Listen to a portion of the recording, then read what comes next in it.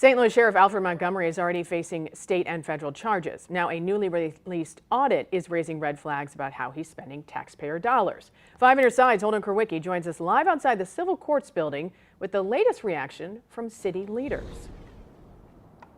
Well, and the sheriff's office has an annual budget of $14 million, but according to that recently released audit, they went over by about $800,000 last year. Multiple city leaders told me today they weren't surprised by the results of that audit, but according to one close confidant of Sheriff Alfred Montgomery, in this case, it's not all his fault.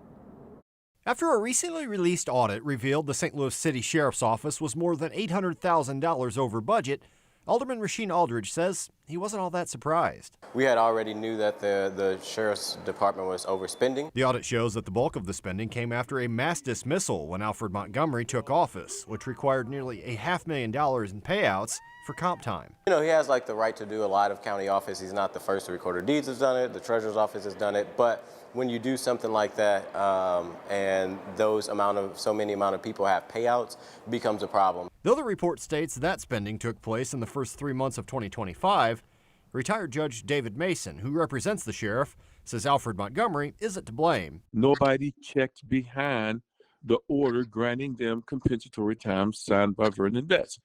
Therefore, all of that money was paid out. Another $95,000 was spent on new badges and uniforms, along with golf carts and an SUV. A lot of uniforms were worn out. They had been used for 8 years.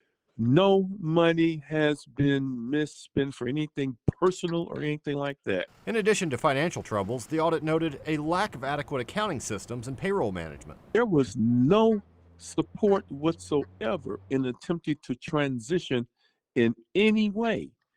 And he had to try to build from ground up. That's why Aldridge says the Board of Aldermen put safeguards into place to ensure this doesn't happen again. It's kind of like a 1-year probation that the sheriff has to report to the Budget Committee, Public Safety Committee, and the Comptroller on those expenditures of what's being spent. I know some people may say it's an overreach. I totally understand.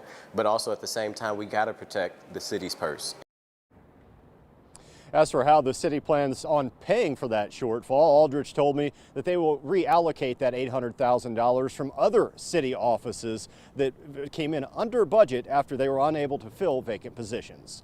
Reporting live in downtown St. Louis, Holden Kurwicki, 5 on your side.